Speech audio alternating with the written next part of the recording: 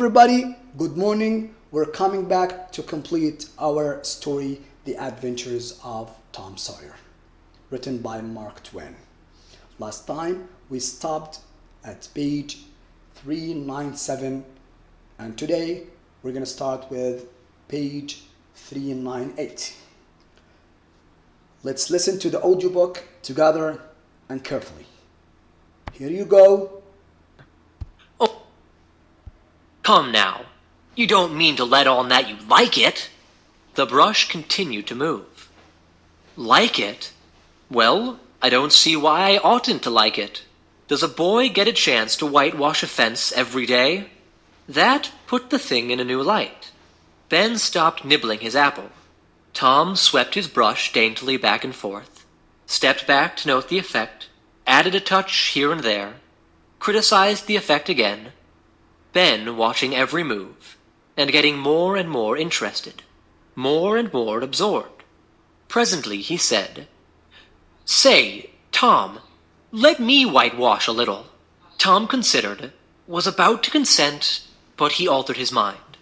No, I reckon it wouldn't hardly do, Ben. You see, Aunt Polly's awful particular about this fence. Okay, guys, small question about the word particular. Particular. What does it mean? When you are particular about something, what does this mean? That you are fussy about it, or you are paying attention to it.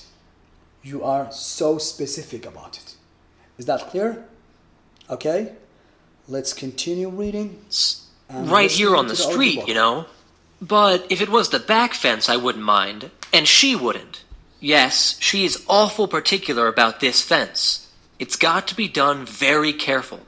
I reckon there ain't one boy in 1,000, maybe 2,000, that can do it the way it's got to be done. No? Is that so? Oh, come now. Let me just try. Only just a little. I'd let you if you was me, Tom. Ben, I'd like to, honest Injun. But Aunt Polly, well, Jim wanted to do it, but she wouldn't let him. Sid wanted to do it, and she wouldn't let Sid. Now, don't you see how I'm fixed? If you was to tackle this fence, and anything was to happen to it... Oh, shucks, I'll be just as careful. Now let me try. Say, I'll give you the core of my apple.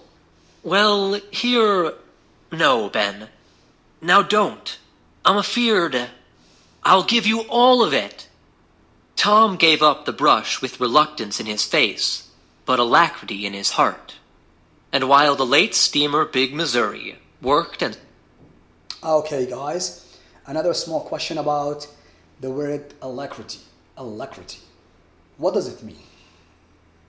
Alacrity means to be cheerful, to be eager to do something. So when you have alacrity to do something, that means you are cheerful to do it, or you are eager to do it. Is that clear, guys? Okay, let's continue listening. Worked and sweated in the sun. The retired artist sat on a barrel in the shade close by, dangled his legs, munched his apple, and planned the slaughter of more innocents. There was no lack of material. Boys happened along every little while.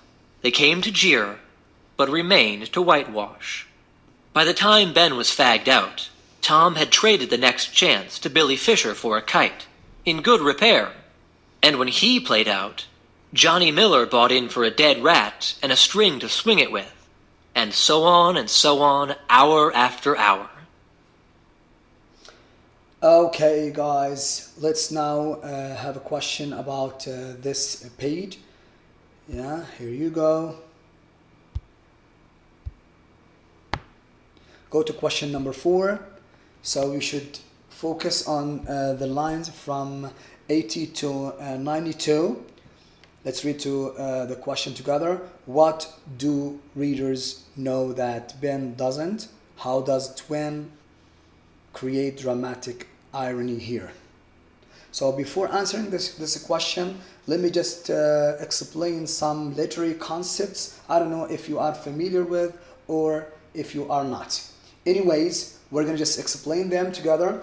Irony. When I say irony, what comes to your mind? Okay? Irony means when there is a contrast, and when there is a contrast in which reality is the opposite of what it seems. So here it means that a contrast when its reality is the opposite of what it seems. There is another literary concept which is a dramatic irony, and I think I talked about this when I was talking about the objectives of the lesson. Dramatic irony means when the reader knows something that a character doesn't. Let's now see how dramatic irony, let's say here, is working in this story. Let's go back to the questions that we have.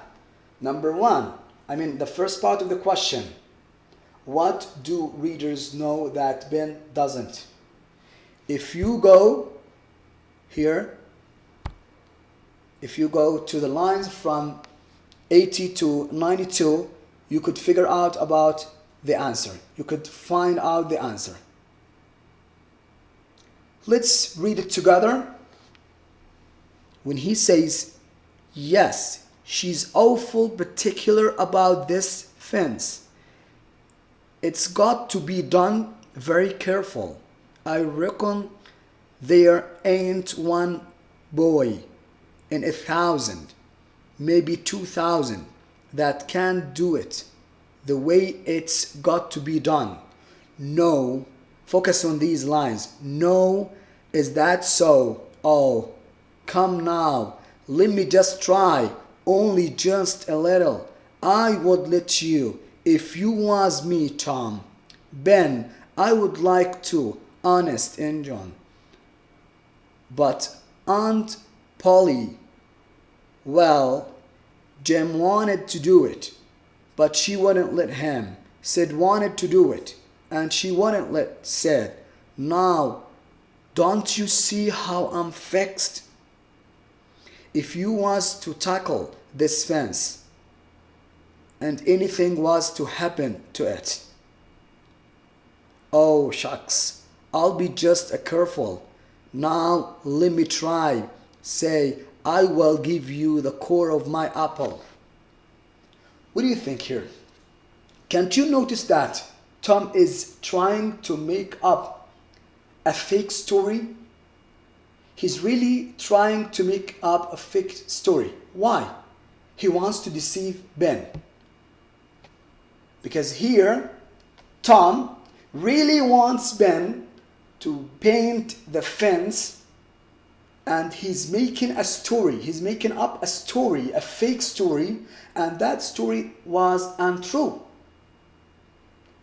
As if he wants to encourage Ben to work instead of him, and he wants to deceive him.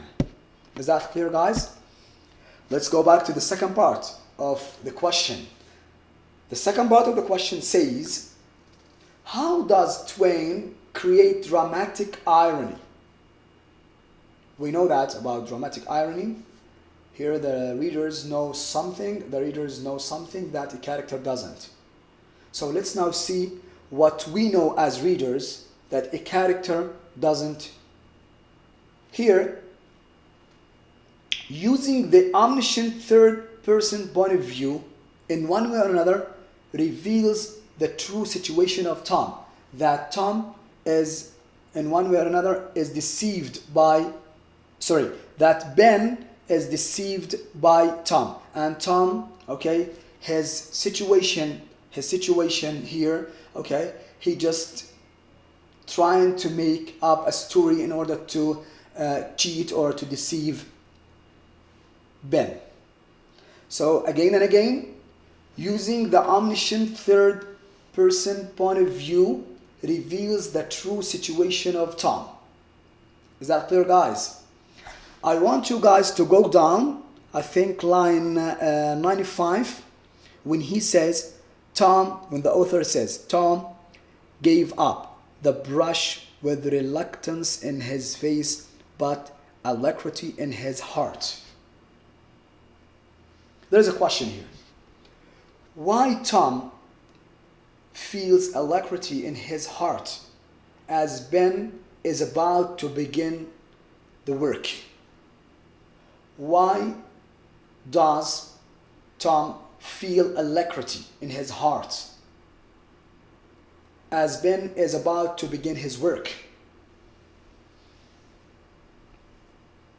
If you go up to the story that is made up by Tom, you could figure out the answer itself. When Tom made up the story in order to deceive Ben, and he succeeded actually to deceive him, and Ben was about to begin the work instead of Tom. What was Tom's feeling at that point, at that position?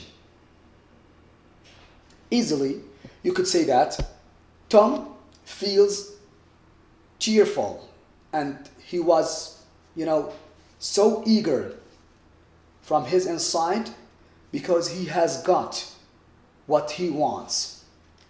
And Ben, here in this position, will do his work while Tom relaxes, enjoys eating the apple. However, we could say that Tom do not allow his true feeling to show. Why here why doesn't Tom allow his true feelings, to show? Because he is afraid of something. Because he's afraid that Ben might realize that he has been tricked. Is that clear, guys? Okay, let's move to the second page here, 399 together. Okay, and listen up to the audiobook. Okay, here you go.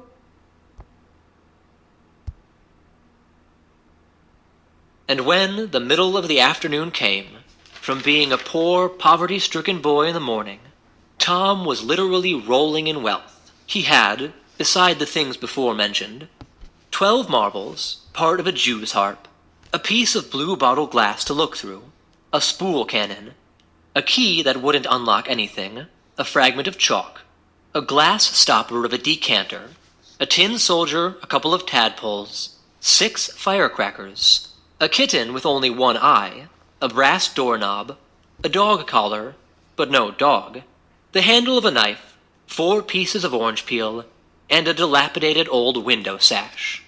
He had had a nice, good, idle time all the while, plenty of company, and the fence had 3 coats of...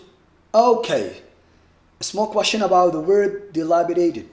Dilapidated, what does it mean? When I say dilapidated, it means, when you are dilapidated about something, it means that, it is falling apart. It means that it is falling apart.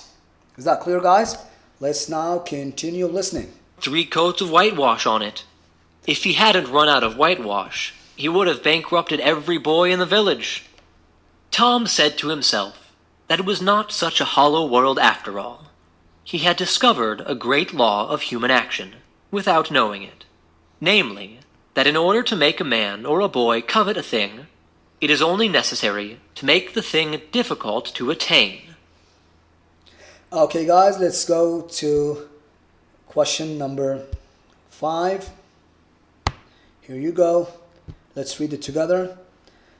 So you should read lines 105 to 119. What parts of the text contribute to the twins' style?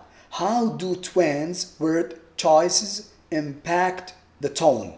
Again, you should read lines 105 to 119.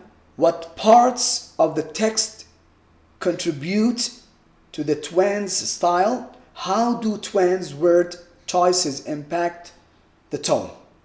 Let's now see the first part. We're going to just identify some details that show in one way or another twins style. Okay, let's go here.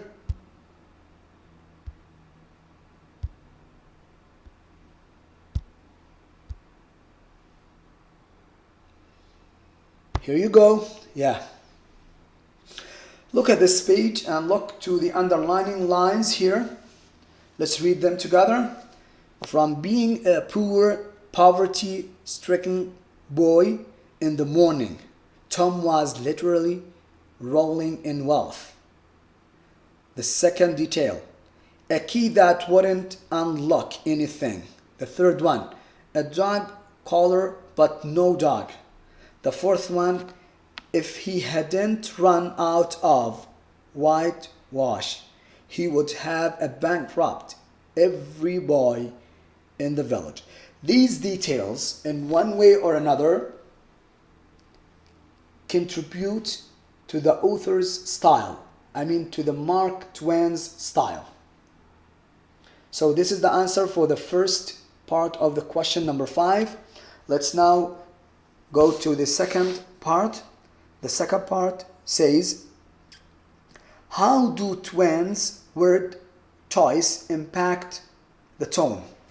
So how do these details in one way or another impact the tone, the Mark Twain's tone in this text? Simply, we can say, after reading these details, we can notice from the author's words or the author's word choices. We can say word choices create here a humorous tone. So here the tone is what? Is a humorous. Especially when he says a dog collar but no dog. When he say a key that wouldn't unlock anything. So these details in one way or another, okay, they help reveal a humorous tone. Is that clear? Okay. Let's now go to the next page, guys.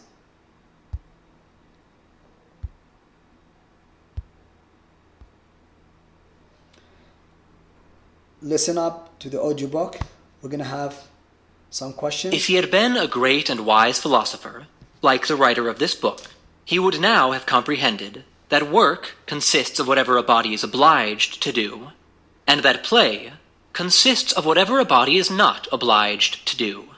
And this would help him to understand why constructing artificial flowers or performing on a treadmill is work, while rolling 10 pins or climbing Mont Blanc is only amusement. There are wealthy gentlemen in England who... Okay, just a small question about these two words. Okay, at the beginning of this passage, the first and the second line, the word here, it's covet. What does it mean, the word covet? If you covet something, it means that you strongly wish for it. You strongly wish for it. The second word, it's the word attain. To attain something, if you attain something, it means that you gain it or you achieve it. Let's continue listening. Who drive 4-horse passenger coaches 20 or 30 miles on a daily line in the summer, because the privilege costs them considerable money. But if they were offered wages for the service, that would turn it into work, and then they would resign. The boy mused a while over the substantial change which had taken place in his worldly circumstances, and then wended toward headquarters to report. Okay, guys, let's go to the last question. Yeah. Here you go. Question number 6. So you're going to focus on lines 1 to 4 to 1 to 7. What is the impact of this sentence on the tone of the text? Who's twin making fun of? Also 2 parts. Let's now go to the first part and answer it. Here you go. I want you here to underline line 124 to 127. It begins with if he had been a great, and it ends with the word obliged to do. Let me just read it.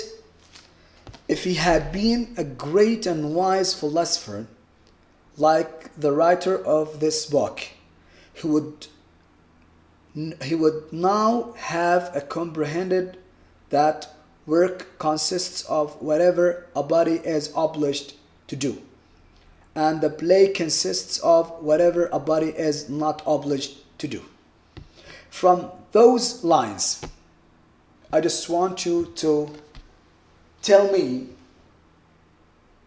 what is the impact of this sentence on the tone. What do you think, guys?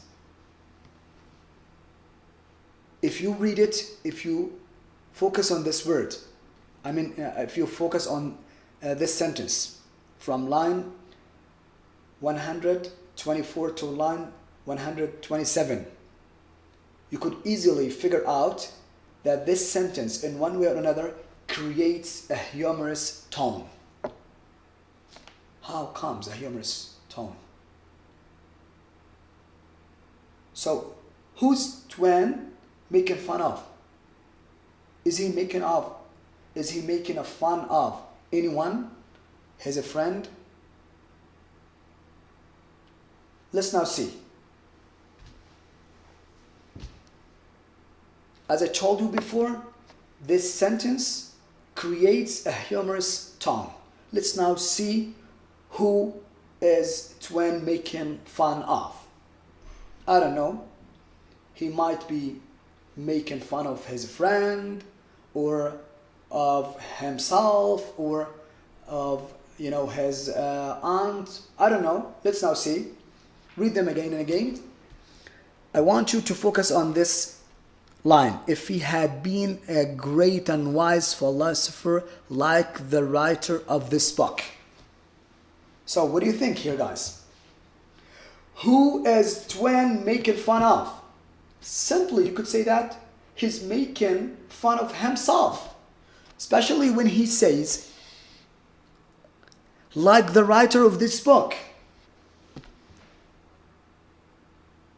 Like the writer of this book. This is a textual evidence that he's making fun of himself. I want you guys to go to the line that is underlining with color green. It is only necessary to make the thing difficult to attain. Here, there is a question. What was the law of the human nature that Tom thinks that he has discovered? Tom here thinks that he has discovered a law of a human nature. Can you tell me what was that law of a human nature that he thinks that he has discovered? Simply, I could say that people desire something, or people desire and will work to gain that thing, and they are really hard to attain. Again and again, I could say that people desire something or desire things, and they will work to gain these things, and these things are really hard to attain. Is that clear? That's the human law, or that's the law of a human nature that Tom things that he's making or discovering. That's all about our lesson today. Thank you so much for your nice listening. And let me just remind you with one thing. I'm so sorry for mispronouncing word at the beginning of the previous record. It was the word minor. I mispronounced it. Simply, I could say that, this word should be pronounced like minor. So he was a golden miner, not a golden miner. Thank you so much. Bye bye, guys. It happens because I was speaking rapidly, so that I got it wrong. Thank you so much again and again, and see you later.